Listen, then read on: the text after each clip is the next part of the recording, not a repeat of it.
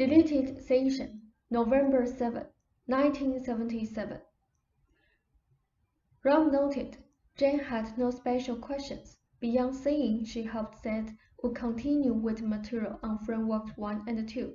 She was very relaxed.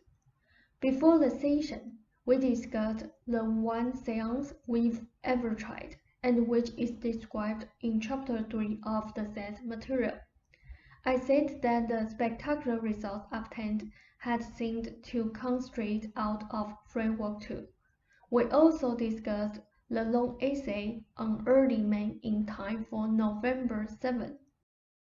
And I remarked that I would like to ask Seth some questions about the state of our present knowledge about our heritage.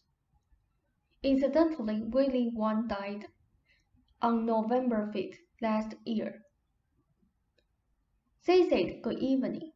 Now, in Rupert's story of Amara, he presents a theoretical new Earth, yet in the truest meaning of that term, Earth is ever new, for fresh energy comes into the exterior world from an interior source.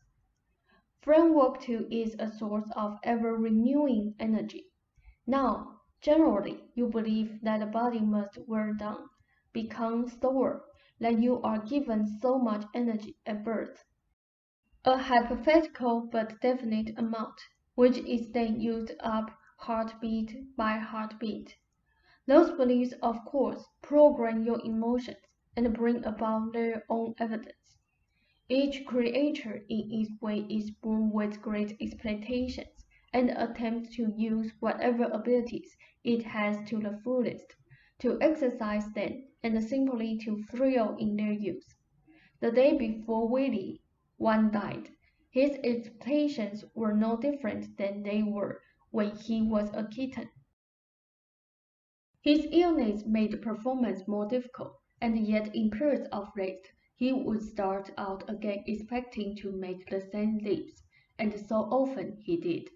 He did not wear himself out with worry, and so he lived a long life. The body must die. There are many means and methods, but it must not necessarily slow down for need of energy. Framework 2 provides an energy as vital as any given you at birth, and that energy constantly renews the body. I want you to understand that renewal. Literally portions of your physical being are as new as at your birth. You have new skin within the framework of physical reality, then granting the necessity for that. The body has renewing qualities that come to it from Framework 2. The cells of your body are immersed in Framework 2's reality. Your cells have great expectations on their own, and rejoice to use their abilities and perform their functions. The spontaneous self, the creative self, is also immersed in Framework 2, and the creative conscious mind springs from there also. Even though its focus must of necessity be in Framework 1's world of space and time. When for whatever reason you feel unsafe over a long period of time, or when you begin to retreat, in a frightened fashion, for there are many kinds of retreat, then you cut down your options to whatever degree, and you must of necessity cut down your expectations also. Under certain conditions, in one area or another, or sometimes in many, you have dire expectations.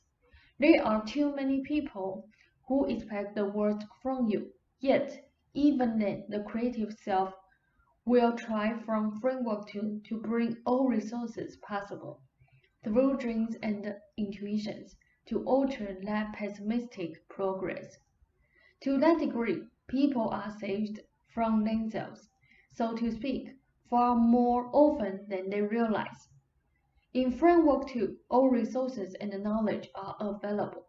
The position of everyone on the planet is known. The plans of each person are registered, with all of their probable variations.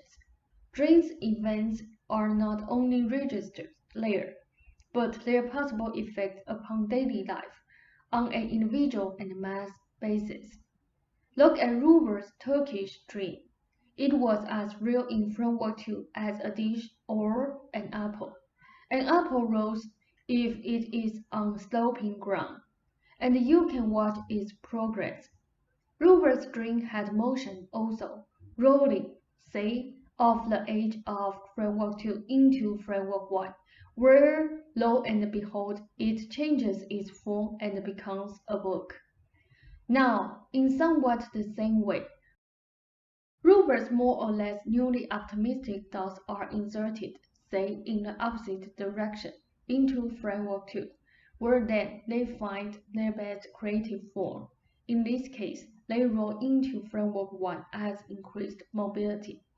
As I mentioned, a desire that is fitting to your nature automatically in framework 2 collects all of the resources necessary to bring about its fulfillment in framework 1.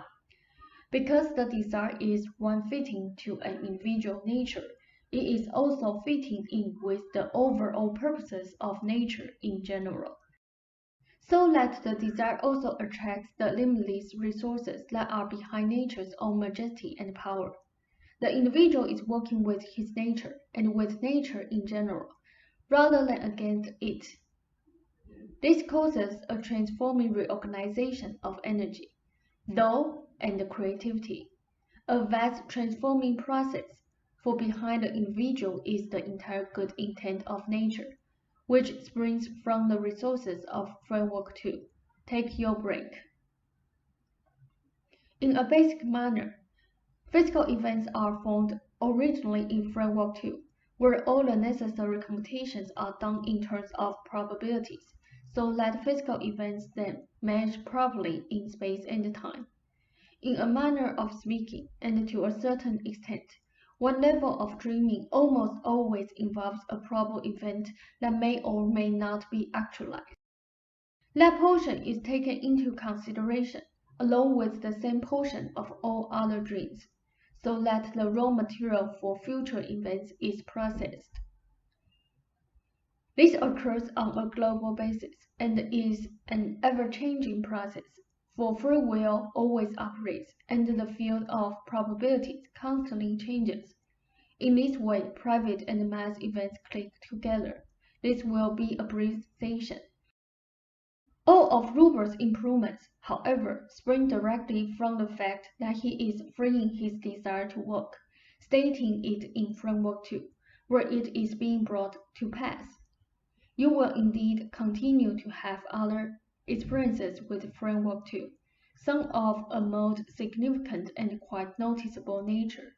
Remember that such a clear intent is like a key, opening in framework 2 all the resources necessary.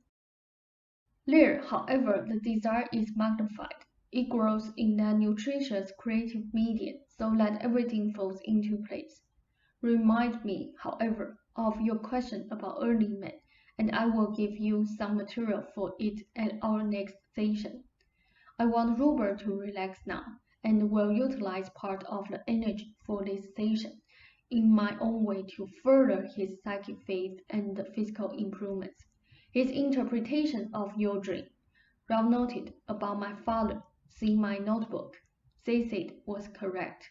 My heartiest regards and a fond good evening to you, and Ralph noted, pointing to Willie too, who was strained up against my left leg and elbow as I tried to write.